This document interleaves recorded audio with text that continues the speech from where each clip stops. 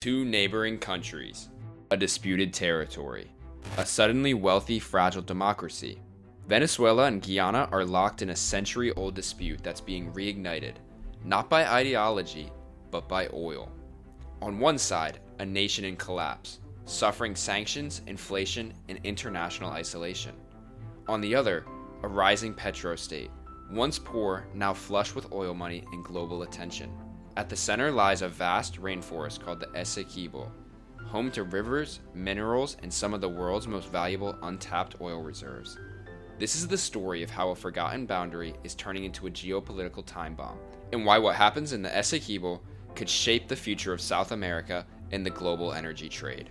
To understand the present, we need to go back to the 19th century. In 1835, the British Empire sent German-born surveyor Robert Schomburg to map the western boundary of British Guiana, a colonial foothold in South America. His map, known as the Schomburg Line, pushed the border deep into territory that Venezuela considered its own. Venezuela, freshly independent from Spain, was not amused, but back then, disputes between empires were often settled in European capitals, not on the ground. Eventually, in 1899, an international arbitration tribunal in Paris awarded the bulk of the land, nearly 160,000 square kilometers, to British Guiana. The ruling was celebrated in London and accepted, reluctantly, by Caracas. But in the 1940s, while World War II was raging, a memo from former legal advisor to the US delegation revealed private letters alleging collusion between the British and Russian judges during the arbitration. Venezuela seized this as proof that the ruling was invalid and began reigniting its claim. Fast forward to 1966, the world has changed. Colonial empires were retreating and British Guiana was preparing for independence. To smooth the transition, Britain, Venezuela, and soon-to-be independent Guyana signed the Geneva Agreement. It didn't settle the dispute, but agreed to find a practical, peaceful, and satisfactory solution. What followed was decades of diplomatic limbo. Guyana governed the Essequibo, but Venezuela kept claiming it, largely staying quiet. Then came the bombshell that changed it all: oil. In 2015, ExxonMobil made a staggering discovery off of the Guyanese coast. Billions of barrels of oil in the Stabroek Block. More discoveries followed, bringing the estimated total to over 11 billion barrels. Almost overnight, Guyana, a nation of fewer than 800,000 people, became one of the fastest growing economies on Earth. In 2022, Guyana's GDP surged by 62%, the highest in the world. By 2024, it began issuing direct cash payments to citizens from oil revenue. Roads, hospitals, and infrastructure projects took off. The country was no longer just forests and fisheries, it was a petro-mini power. And here's the problem. Some of the oil blocks lie off the coast of the disputed Essequibo region. The wealth was real, and suddenly, so was the threat. For Venezuelan President Nicolás Maduro, the timing was perfect. Facing hyperinflation, international sanctions, and political unrest, Maduro saw the Essequibo as a potent national rallying cry. In late 2023, he called a national referendum asking Venezuelans if they supported the creation of a new state, Guyana Essequibo. Within Essequibo, over 95% of voters said yes. International observers questioned the legitimacy of the vote, but Maduro's goal wasn't diplomacy, it was pressure. In early 2024, Venezuela published official maps redrawing the borders to include Essequibo. Venezuelan troops began training near the frontier, and naval patrols entered waters where Exxon was drilling. In March 2025, a Venezuelan vessel approached a Guyanese oil platform.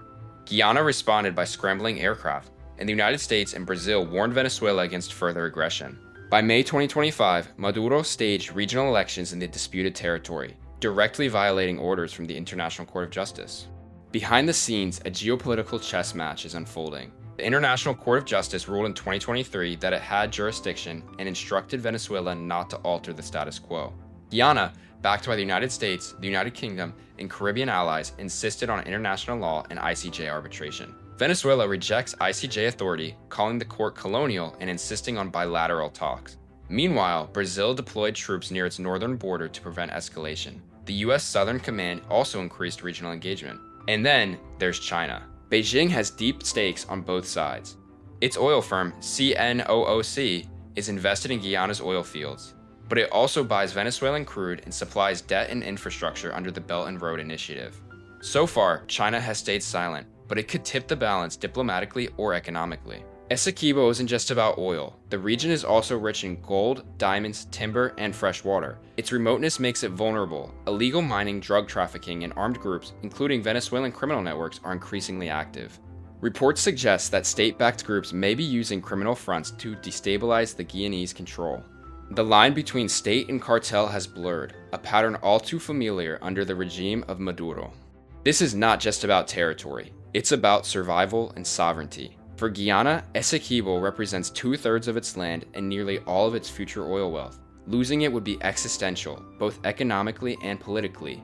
For Venezuela, recovering Essequibo would be symbolic, a reclamation of lost honor. But more cynically, it's a tool to distract the masses at home from economic collapse and justify authoritarianism. And for the world, it's a test case for whether international law still holds when oil is involved, whether small democracies can defend themselves without being crushed, and whether rising resource nationalism will upend an already unstable global order.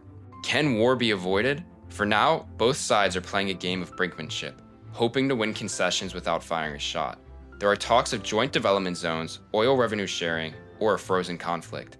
But peace requires trust, and trust is in short supply. If the ICJ rules decisively for Guyana and Venezuela escalates, it could trigger sanctions, isolation, or worse. If Guyana backs down, it could lose its most valuable asset and set a precedent that borders can be redrawn by pressure. The Essequibo crisis is a case study in 21st century geopolitics. Old colonial lines, new resource wealth, authoritarian regimes, and fragile democracies, in a world order being tested at every seam. What will happen next will shape more than just maps. It will shape how nations view power, laws, and legitimacy in a world running low on trust but awash in oil. Let me know in the comments what you think will happen in the region, whether war can be avoided, and who deserves to keep the Essequibo oil.